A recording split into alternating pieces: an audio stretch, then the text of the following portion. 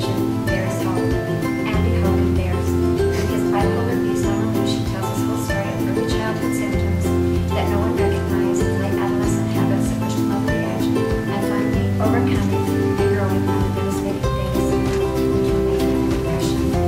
In homage to the few shared human life, Andrew has helped babies.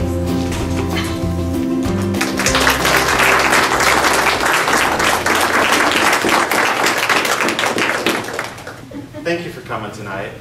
Appreciate it. I know this is a subject that can be very touchy. It's a subject that, for many of us, for those who understand it or have any exposure to it, know how difficult it can be and how difficult it can make life. I discovered I had a bipolar monkey on my back about 25 years ago, and that monkey has been with me ever since. In fact, let me see. Yep. It's always there. There you are. My bipolar monkey is always on my back. During my late youth and early adult years, I pretended there was no monkey. Consequently, the monkey pretty much took control. When I was 20 years old and serving a religious mission in Taiwan, I suffered a manic psychotic breakdown. Psychotic is the key word there. It was really bad. Injections were necessary to stop the insanity. And so much sedation was required to put me under, I didn't consciously wake up for a whole week. When I did, I was back in the U.S., locked in a psychiatric ward of a hospital near my home. The psychosis had cycled to deep depression, so I wasn't crazy anymore, but I was very, very depressed. I wasn't allowed to leave the hospital for a month. And even then, when the doctor finally told me you can go, he said, you're not ready. But I was in what I call delusional denial. Nobody could help me. And so he finally just said, there's really nothing I can do for you. So they let me go. And I was reassigned to Montana. They wouldn't let me go back to Taiwan.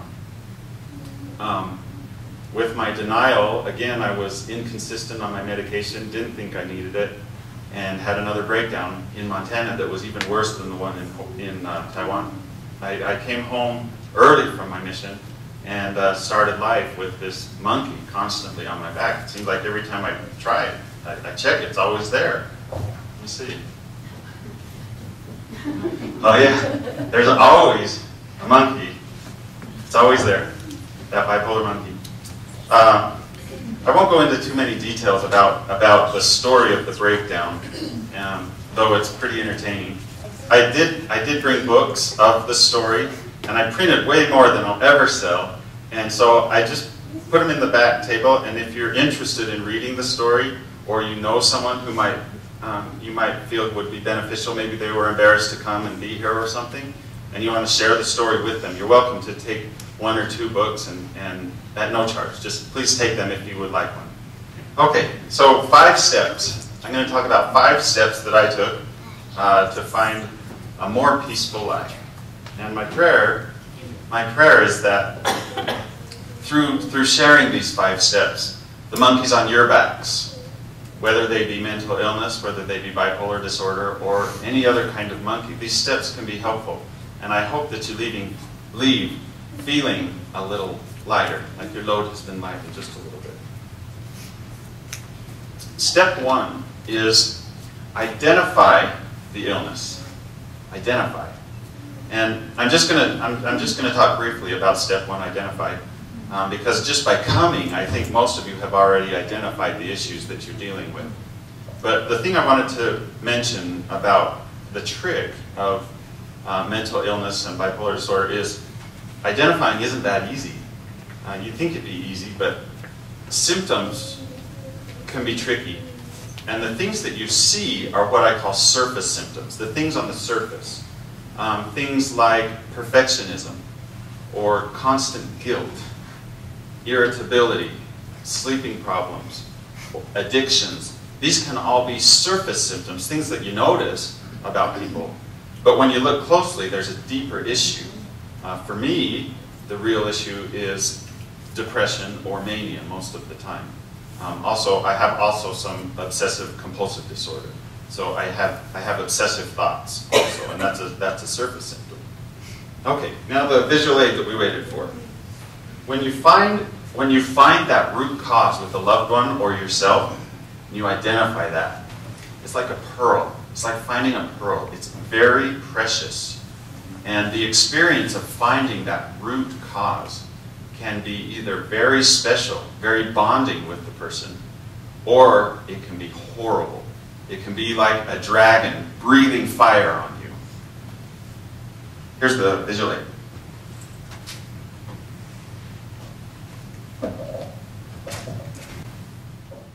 Can everyone see it? This is a picture of me on my mission. I'll tell you the quick story. So the story behind the picture, I was just at a bike shop getting a flat tire fixed in Taiwan. And there was this guy there. And I'd never met him. I had just been on island for a couple weeks. And he saw me. He had this big grin on his face. And he had 2 teeth. And just so happy. And he had this roll of wallpaper. I think that's what it was. And he just started drawing this dragon. And right there while I watched him, he just kept looking at me and smiling. He didn't speak Mandarin, which was the language that we were learning. He spoke Taiwanese, which is a dialect of Chinese. So I couldn't say anything to him. And he drew this dragon. And I later learned, he gave it to me and I brought it home and saved it, and that's what it is. I later learned the story behind the picture. And what it is this part is the pearl. And the dragon is around the pearl, protecting it. And the person who has the pearl, I've heard 2 versions. My friend from China is here, Dr. John. And I talked to him, and he said, yeah, he said the version that he's heard of the story is they lead the pearl and the dragon follows it. The other version that I found on the internet and that I heard about was that whoever gets the pearl is able to control the dragon. So whether it's lead the dragon or control the dragon, I'm not sure, but the pearl is very special to that dragon, and he'll defend it. And we defend our weaknesses just like that.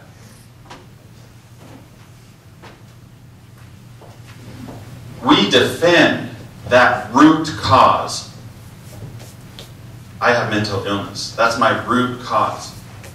And for most people, if you identify that and say, you're sick, it can turn very harsh, very, very harmful. On the other hand, if you take them very patiently and treat that identification of that root cause just like you would approach this pearl surrounded by a dragon, it can be a very special and bonding and helpful and healing experience. So that's all I'm going to say about step 1, identify the problem. Let's move on. Step 2, authorize your illness into your life. So we've taken this step. We've identified, I have depression. I have mania. I have a cycle that goes back and forth. My actions, my craziness is because of a mental illness. So when I woke up in the hospital in Provo, it was like everyone knew. It was identified. But to accept that is a completely different step. And that's why I say authorize. We authorize people into our lives and allow them to have that pearl, to have that knowledge of our weakness. So to kind of illustrate, well, to literally illustrate this story, I have a DVD. It's short. I like to do home video editing. And I'm actually preparing to publish a children's book. And I'm going to do a different book for each of the 5 steps. And this children's book is for step number 2, authorize the illness. And so as you watch, there's things in the illustrations that are specifically targeted for mental illness and the struggles that we face when we have them. So there's a lot of symbolism in here, even though it's just a children's book. And I'm going to narrate it. There we go. It's called A Monkey on Ken's Back. Sorry. Okay. One cold sunny morning, Ken awoke and sat up on the side of his bed. For some reason, he didn't feel normal. Ken looked up at the painted ceiling. Was it a wilder red than the day before? Ken looked down at his carpet floor. Had it turned a deeper blue? Ken couldn't figure out why he felt different. As Ken sat on his bed trying to identify his problem, he heard a whimpering noise right behind his ears. Turning his head to the left, Ken's eyes nearly popped out of his head. A monkey was on his back.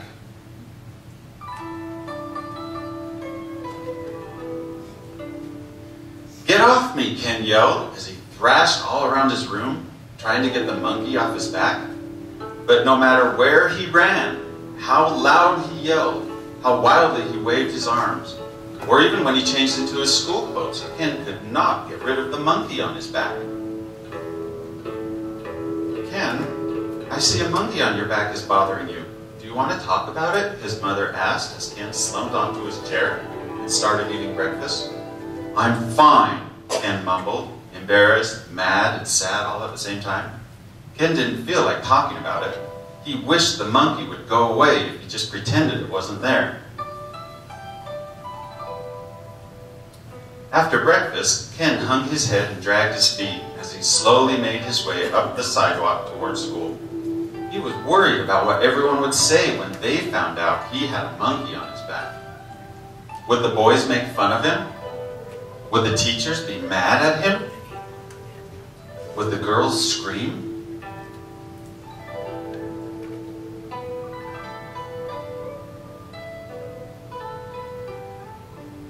At school, none of the other students said anything to Ken about the monkey on his back. Ken's best friend, Ray, did notice he wasn't acting normal. Putting her arm on Ken's shoulder, and with concern in her voice, she asked, "You look sad. What's wrong?" "Nothing. You wouldn't understand," Ken said coldly as he shoved Ray's arm off his shoulder.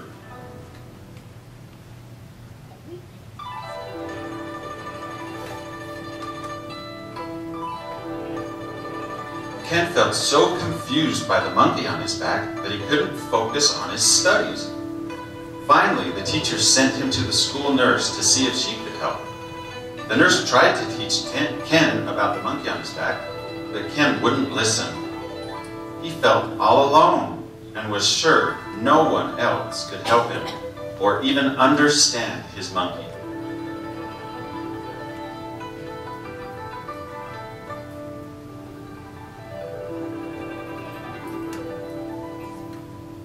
After school, instead of walking home the normal way, Ken chose to take a shortcut through the town dump. His parents had warned him to stay away from the dangerous dump, but Ken felt so confused, he thought maybe something at the dump could get the monkey off his back.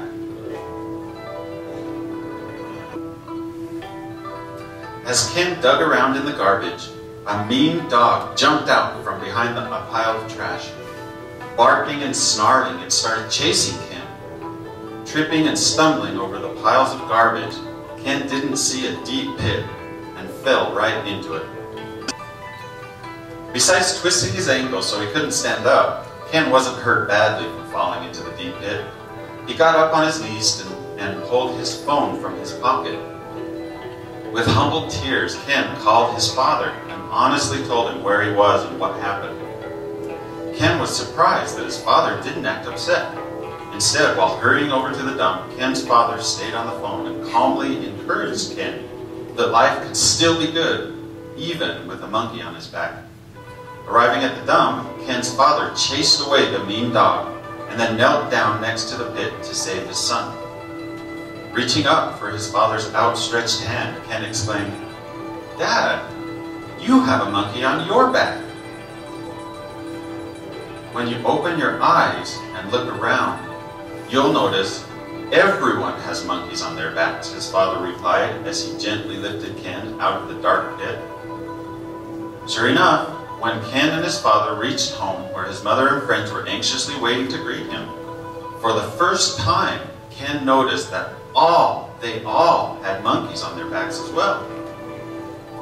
From that day on, knowing he was not alone, Ken started understanding he could live happily, even with a monkey on his back.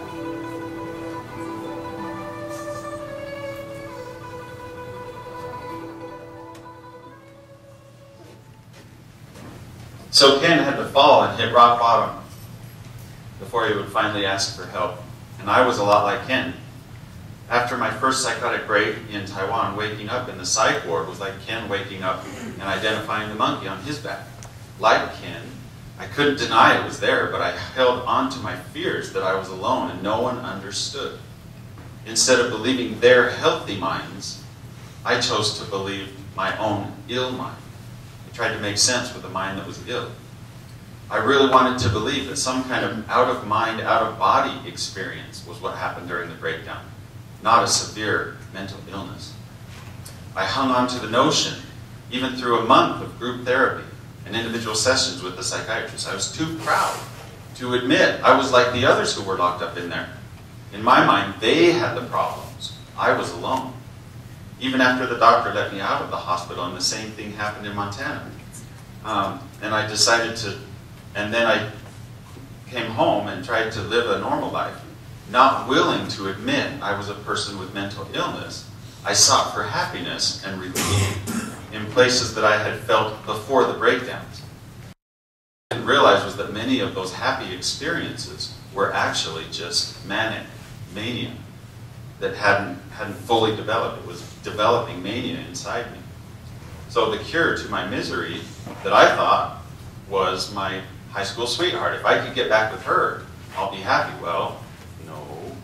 She was too freaked out by my denial. She didn't even want to go on a date with me. So, tried that until she said, I proposed to her. She said, no. Where do you go from there? You go to China. You go back to Taiwan. Because that's where I felt good before the breakdown. So I completely surrounded myself with everything Chinese. I was going to Weber State, and I hung out with the Chinese guys and played basketball with them. I dated Chinese girls. I listened to Chinese music. I watched Jackie Chan. I watched Jet Li. Completely enveloped myself in Chinese things, thinking that's where my happiness was. Remember the surface symptoms? That was my surface symptom, an obsession with China. When my loving father finally took me back to Taiwan, I thought this would be awesome. But that was the surface symptom. Just after a couple days, it was great for a couple days, but all of a sudden I felt depressed. I felt down. I didn't feel like walking around and talking to people. I felt like going home. I couldn't understand it. Do you feel that way about a loved one? I'm pretty sure this is the very reason some of you are here. You would give practically anything to know, how do I reach my loved one who won't authorize that illness into their lives? Does anything I do or say make a difference? It's been so long. I'm not getting through. Does it ever make a difference? I have another video to show to answer this question.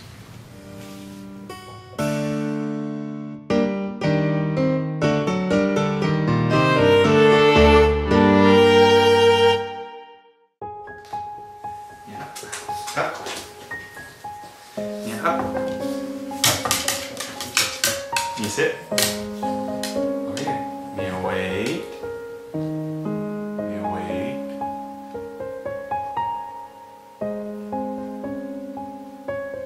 Yes. Good dog. Come on. Good dog. There you go. Get it. Hi, I'm Andy Hogan. The reason I just showed you that little thing, dogs are known as man's best friend. That kind of leads into the topic that I want to talk about today. And that is, I want to pose a question to you. And that question is, can friends make a difference to somebody with bipolar disorder?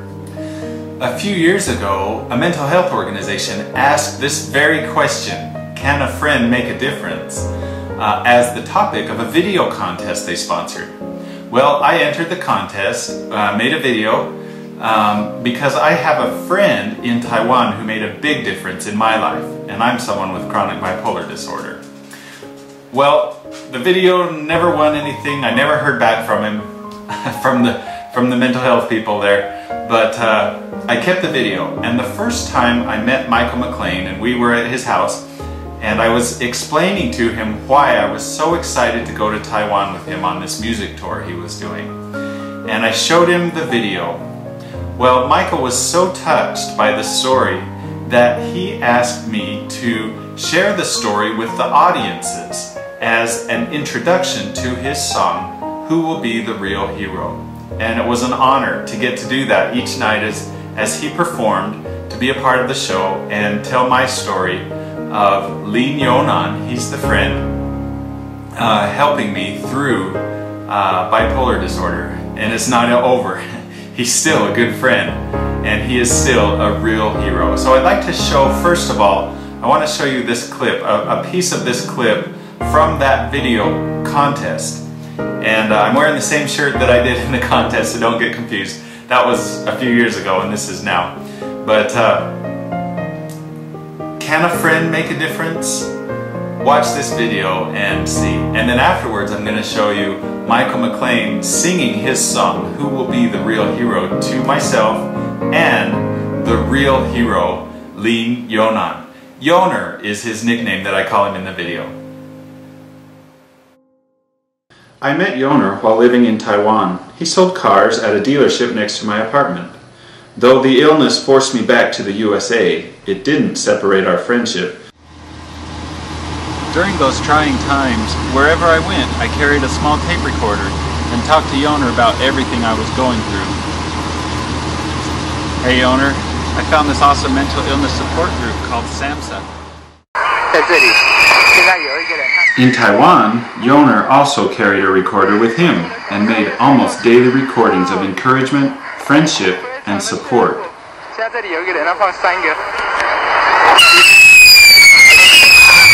For years, I refused to admit I needed medication. Consequently, my life continued to spiral out of control. But Yoner's friendship never gave up.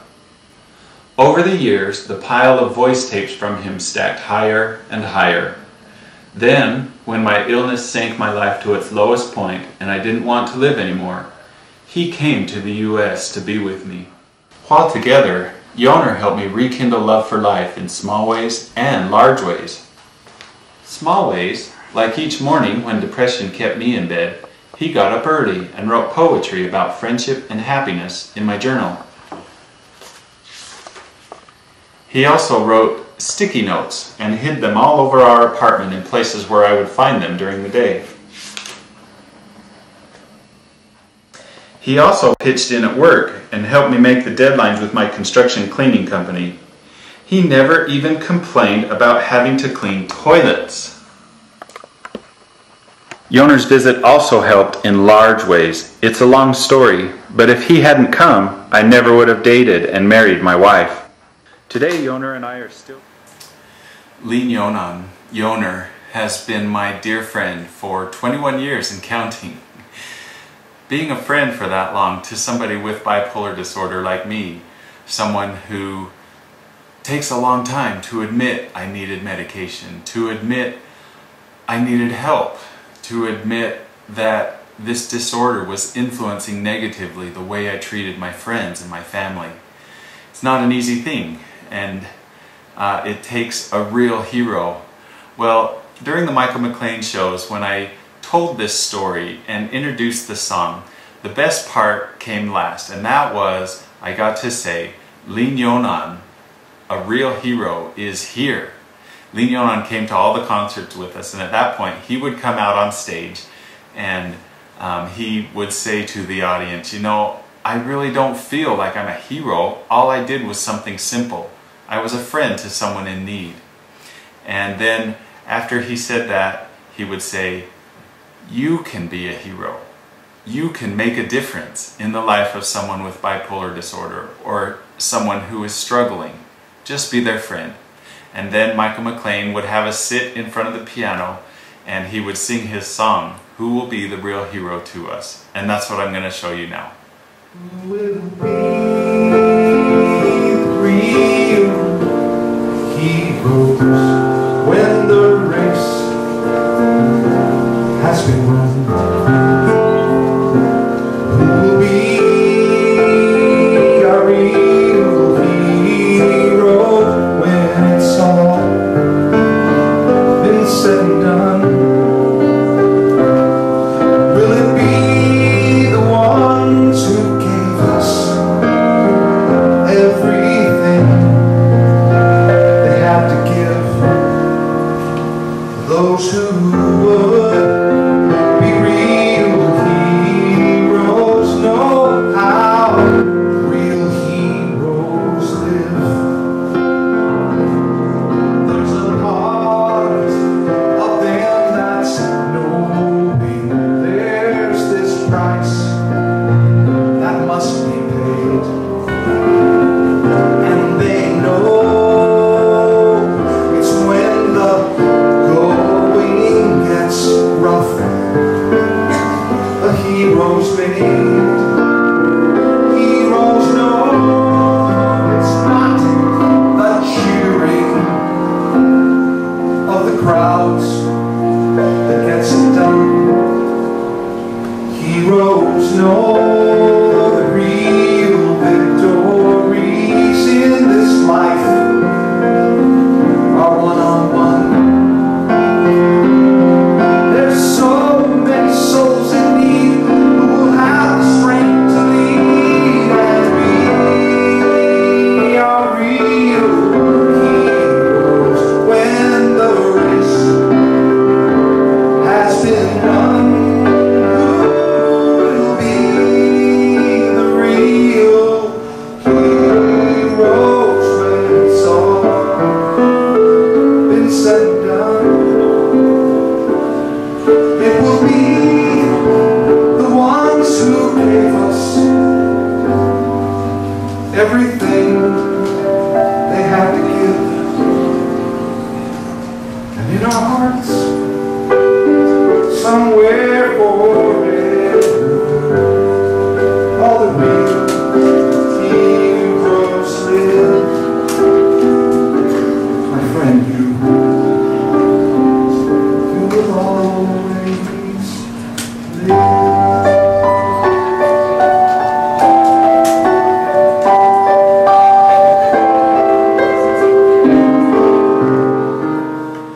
Now, before the song ends, I need to say one thing. Maybe as you're watching this clip and you're saying, wow, that's really cool. Lee Nyonan was such a good friend and helped Andy through such a difficult time.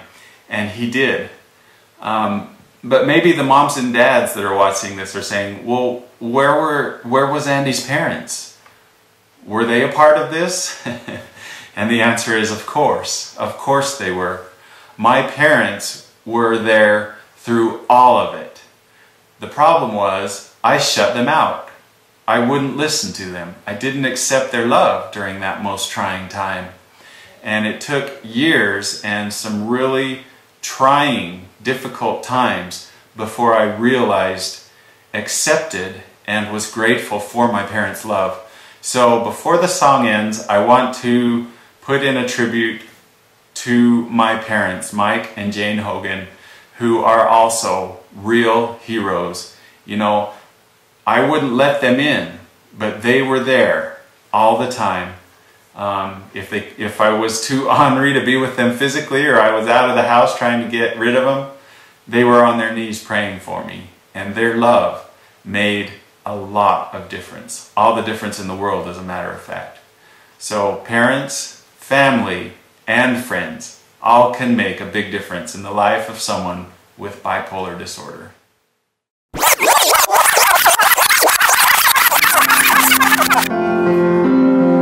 There's so many souls in need who will have the strength to lead, and we are real heroes when the race has been run.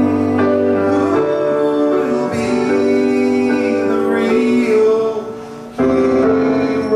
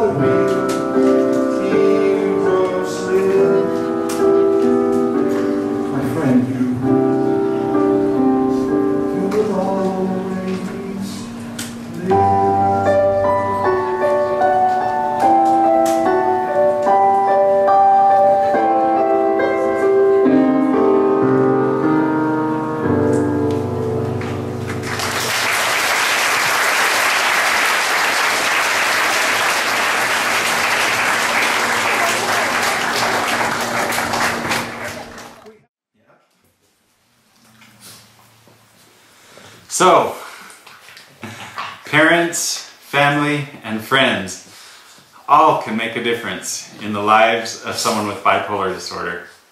Even animal friends sometimes, but some of them like to be fed in order to be motivated, huh? Thanks for watching. I'm Andy Hogan. See you later. Okay, so we ourselves or someone we love is drowning in bipolar disorder or mental illness. And that mental illness, if you're living it, you know it is more powerful than kahuna. Our kids went rafting on the Snake and they did kahuna yesterday. I love that place. Actually, in my new book, is actually a reprint of the other one. I've got kahuna on the cover. And I compare, in the book, I compare the 5 steps to being caught in the rapids, in the bipolar rapids, and going around and around and drowning, people trying to help you. And the 5 steps are the 5 steps out of the bipolar rapids. So when you look at it, look really closely, you'll notice in the back, and you've probably seen this as you've been at kahuna, people surf on that rapid. And there's a surfer in the back. When I went up there to take these photos, there were some people surfing on it. It was really cool to watch. And this guy, he got caught in the bipolar rapid and wiped out. And it washed him back. And in the back, he finally found peaceful waters. So there's a little subliminal message in there that the peaceful waters are behind the kahuna.